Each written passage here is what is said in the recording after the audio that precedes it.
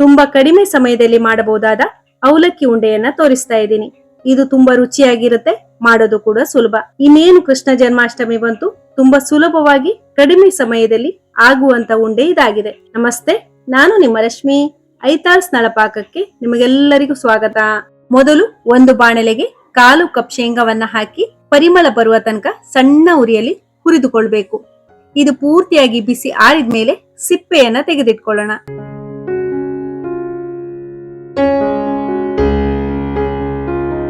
ನಂತರ ಇದೇ ಪಾತ್ರೆಗೆ 1/4 ಕಪ್ ಹುರ್ಗಡ್ಲೆಯನ್ನು ಸಹ ಸೇರಿಸಿ 2 ನಿಮಿಷ ಹುರಿಯಿರಿ.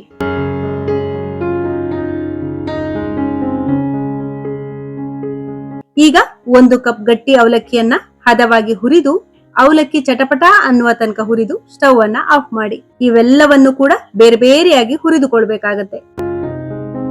ಇದು ಪೂರ್ತಿಯಾಗಿ ಆರಿದ ನಂತರ ಒಂದು ಮಿಕ್ಸಿ ಜಾರ್ಗೆ ಹುರಿದ ಅವಲಕ್ಕಿ, ಹುರಿದ ಪುಟಾಣಿ, ಹುರಿದು ಸಿಪ್ಪೆ ತೆಗೆದ ಶೇಂಗಾವನ್ನ ಹಾಕಿ ಸ್ವಲ್ಪ ತರಿತರಿಯಾಗಿ ಪುಡಿ ಮಾಡ್ಕೊಳ್ಬೇಕು. ಇದನ್ನ ಪೂರ್ತಿ ನುಣ್ಣಗೆ ಪುಡಿ ಮಾಡಬಾರದು, ತರಿತರಿಯಾಗಿ ಪುಡಿ ಮಾಡಿದ್ರೆ ಚೆನ್ನಾಗಿರುತ್ತೆ. ಈಗ ಬಾಣಲೆಗೆ 2 ಟೀ ಸ್ಪೂನ್ ತುಪ್ಪವನ್ನ ಹಾಕಿ, ತುಪ್ಪ ಬಿಸಿಯಾದ ನಂತರ ಗೋಡಂಬಿಯನ್ನ ಹಾಕಿ ಸ್ವಲ್ಪ ಹುರಿದು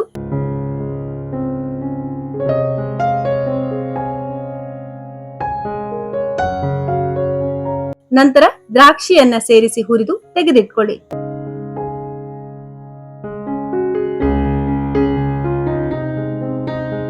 ಅದೇ ಬಾಣಲೆಗೆ 3/4 ಕಪ್ ಬೆಲ್ಲ, 3/4 ಕಪ್ ನೀರನ್ನ ಹಾಕಿ ಬೆಲ್ಲವನ್ನ ಕರಗಿಸಿಕೊಳ್ಳಿ.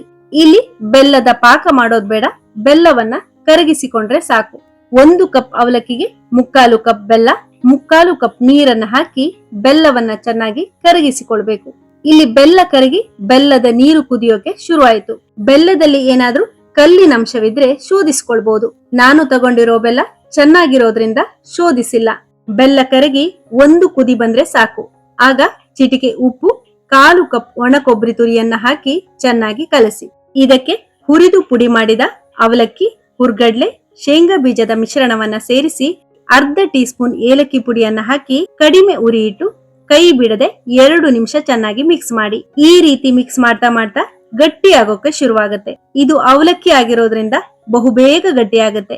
ಎಲ್ಲವನ್ನು ಚೆನ್ನಾಗಿ ಮಿಕ್ಸ್ ಮಾಡಿದ ನಂತರ 1/2 ಟೀ ಸ್ಪೂನ್ ತುಪ್ಪವನ್ನು ಹಾಕಿ ಕಡಿಮೆ ಉರಿಯಲ್ಲೇ ಕಲಸಿಕೊಳ್ಳಿ. ಈಗ ಹುರಿದ ಗೋಡಂಬಿ ಮತ್ತು ದ್ರಾಕ್ಷಿಯನ್ನ ಸೇರಿಸಿ ಇವೆಲ್ಲವೂ ಚೆನ್ನಾಗಿ ಹೊಂದ್ಕೊಳ್ಳೋ ತನಕ ಮಿಕ್ಸ್ ಮಾಡಿದ್ರೆ ಸಾಕು.